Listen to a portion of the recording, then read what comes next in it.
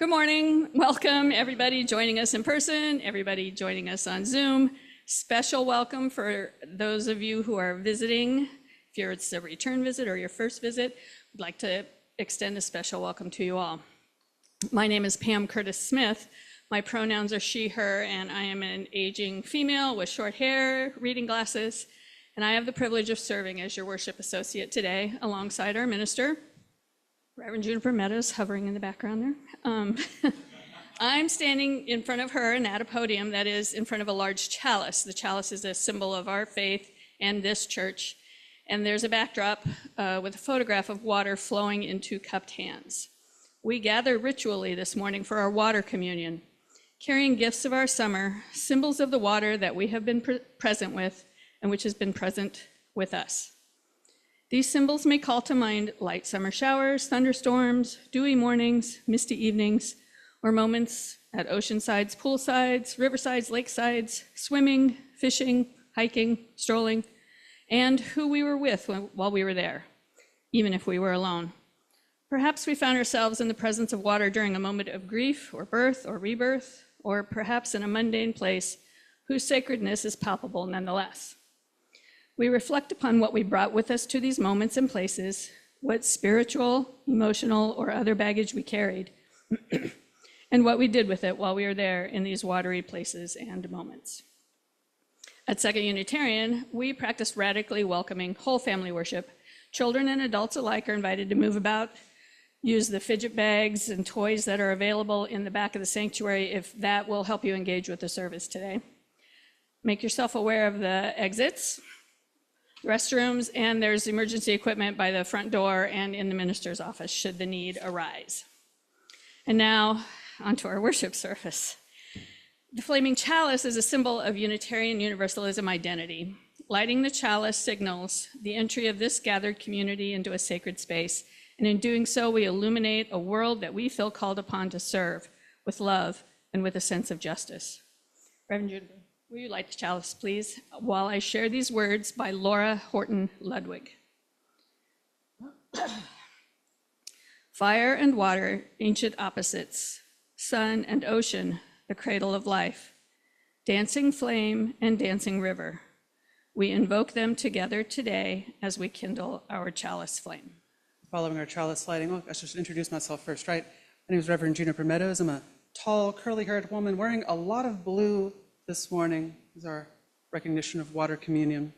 I use she, her pronouns, and it is my pleasure to serve as your minister at Second Unitarian Church of Omaha.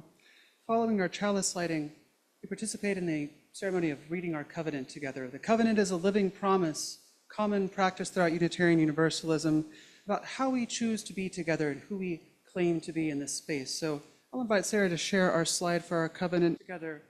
Love is the spirit of this church, the quest for truth, its sacrament, and this is our covenant, to dwell together in peace, to seek the truth in love, and to help one another believe more fully in life. And not because we're all fluent in Spanish, y'all, but because it is the second most commonly spoken language in this country, we also like to recite our covenant in Spanish. So I'll invite you to do your best with me, friends.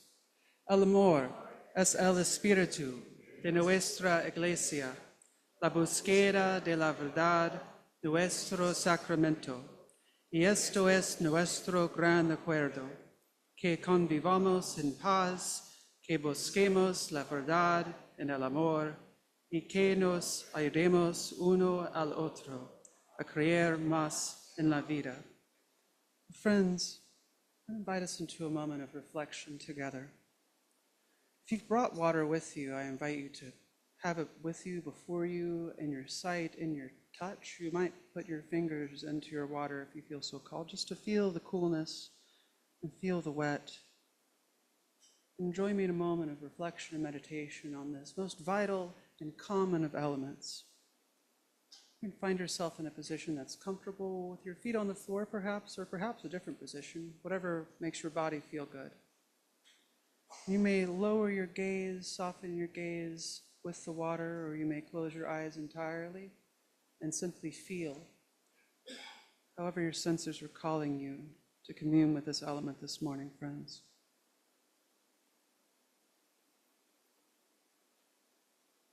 I invite you to breathe through your nose, deep, full breaths into the core of your body. You might hold it for just a moment and then give it back. Join me for a few more of these deep, full, embodied breaths.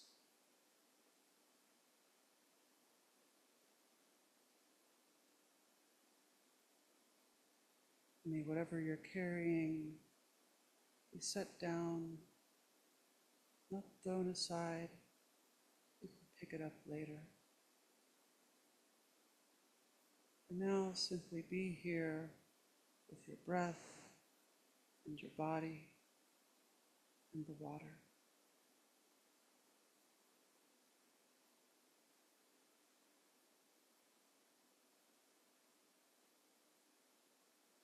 Allow your mind to turn to this water before you,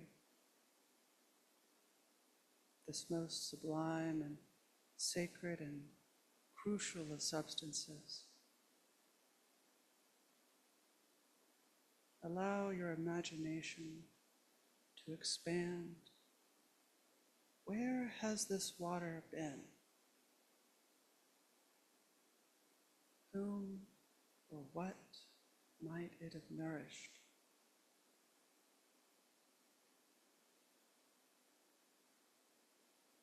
Emperors, dinosaurs, children, microbes in the deep ocean, frozen in comets long, long ago. Consider the mighty storms it may have participated in. Rivers rushing, hurricanes, spring rains, tsunamis, gentle waves on a river.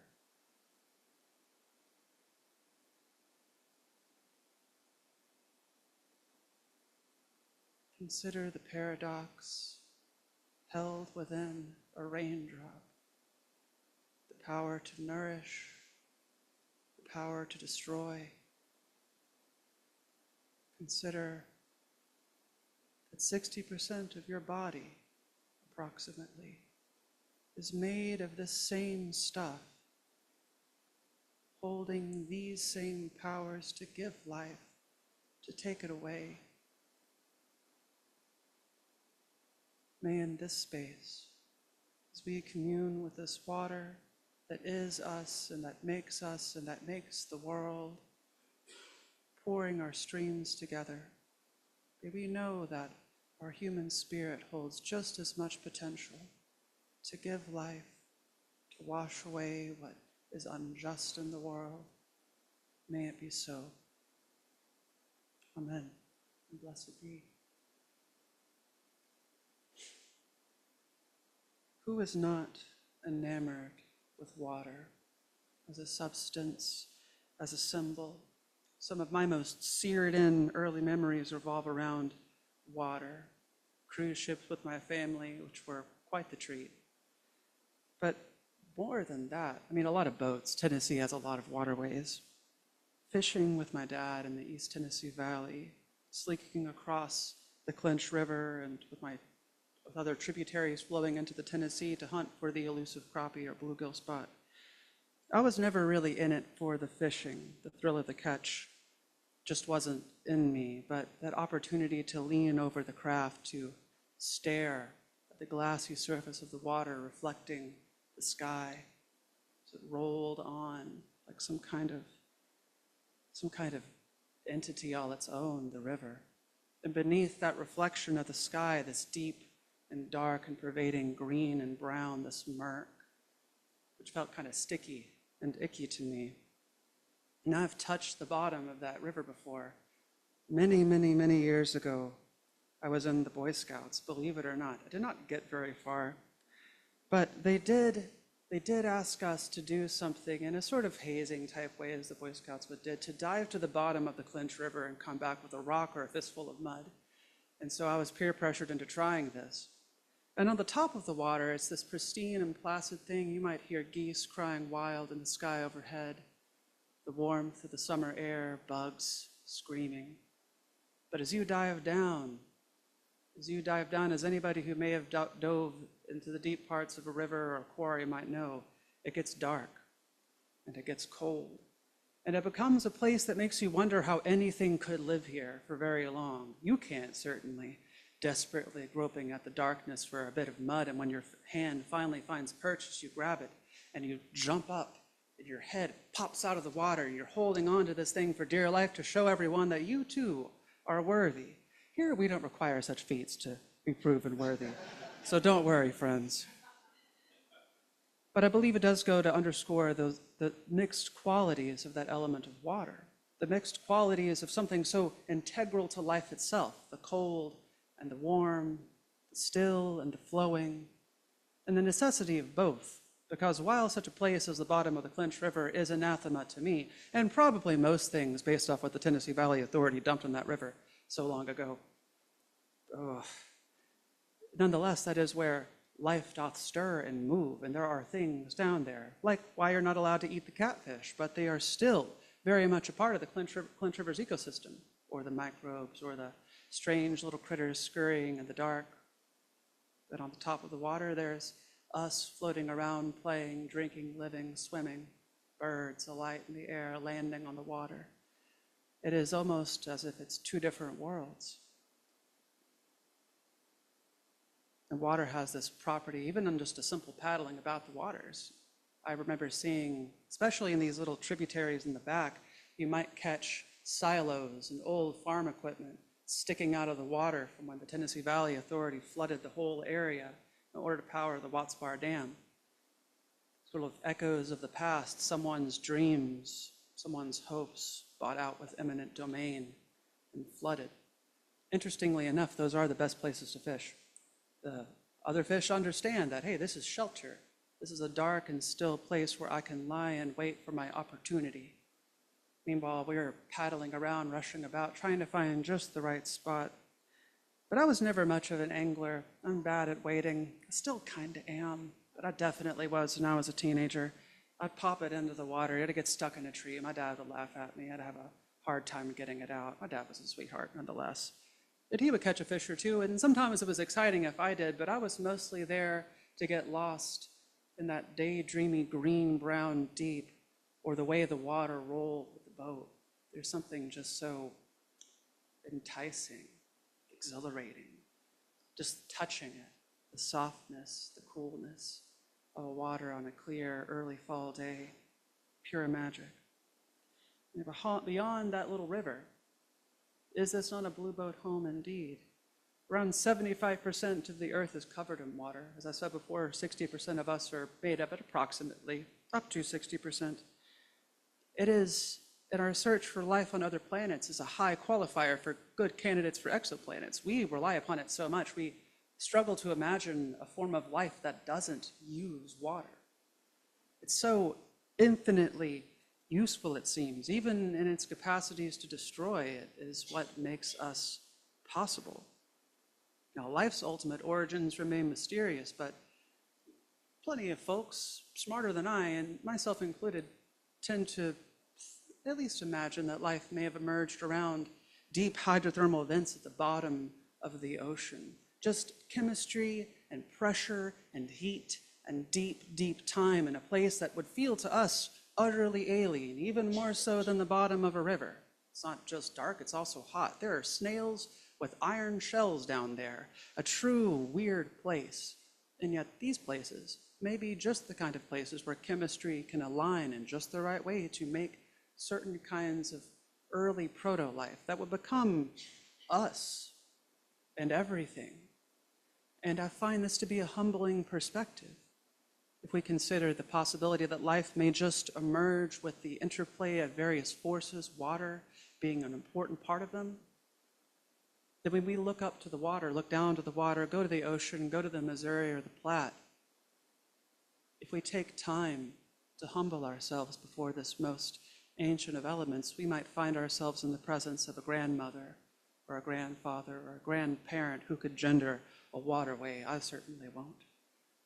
But a sense of oneness and communion within us and without us, making the world truly go around, making life truly possible. Deep does indeed call to deep, friends. Water's been a common spiritual symbol throughout time. Perhaps this isn't news for you. Anybody who's been baptized or seen a baptism or seen really anyone do anything spiritual with water, including water communion, could speak to this. I was baptized. I was baptized as a baby. It's what they do in the Presbyterian Church and the Catholic Church, I believe, as well. There's not many Catholic churches back home, but I remember being told in no uncertain terms by my Baptist friends that I was baptized wrong. That'll give a 12-year-old an existential crisis. There is no right or wrong way to receive baptism, to participate in any particular sacrament, friends, because the Spirit speaks to people in all kinds of ways. Pluralism is a value of ours, is it not?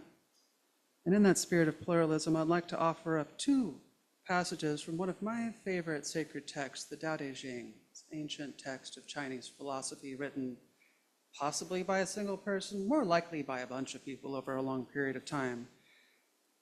I can't be certain. I don't know if anyone can, but two passages, friends, in a moment to reflect on that living force that moves us through the world and how it can be forceful, how it can be gentle, how both are needed, how water, by its essential qualities, might call us to reflect on our vulnerabilities and how we respond to challenge in the world. The first reading, verse 8. Be with these words, friends. The supreme good is like water, which nourishes all things without trying to. It is content with the low places that people disdain. Thus, it is like the Tao, which is translated as the way one may live. And dwelling, live close to the ground, and thinking, keep to the simple. In conflict, be fair and generous. In governing, do not try to control. In work, do what you enjoy. In family life, be completely present. When you are content to simply be yourself and don't compare or compete, everybody will respect you. Is that so, Lao Tzu? Words to consider, nonetheless, in our hyper-competitive and individualistic society. Perhaps such an ethic, live gently, may be revolutionary, to live like water. And Lao Tzu further reflects on water in verse 78. Nothing in the world is as soft and yielding as water. Yet for dissolving the hard and inflexible, nothing can surpass it. The soft overcomes the hard. The gentle overcomes the rigid. Everyone knows this is true, but few can put it into practice. Therefore, the master remains serene in the midst of sorrow. Evil cannot enter her heart, because she has given up helping. She is people's greatest help. True words seem paradoxical. True words seem paradoxical. Many of our mystics that we reflect on here at Second Unitarian have offered up a similar reflection that the highest spiritual truths often take the form of a paradox. The idea of the luminous darkness, the helper who helps the most by not reaching in and helping so much, reflects that idea of the iron rule that's been stuck in my head since that industrial areas foundation training. Right, that the path to hell may truly be paved in good intentions, even as we are people who may not believe in an infernal kind of hell, but the kind of hells on earth we can make, reaching in and groping too much and being hard and rigid and stubborn. Perhaps, friends, beyond just serving as a symbol to represent our ingathering back together after a summer away, water might be a teacher for us. Wordless babbling in streams heard in oceans and rainfall, steam rising off summer grass, the flushing of a toilet or the running of a sink, the things we take for granted, y'all, the things that make life possible by that flow, by that motion and that movement, the surging and the serene, the still waters that nonetheless run deep, that nonetheless stir in the cold dark. It's all necessary.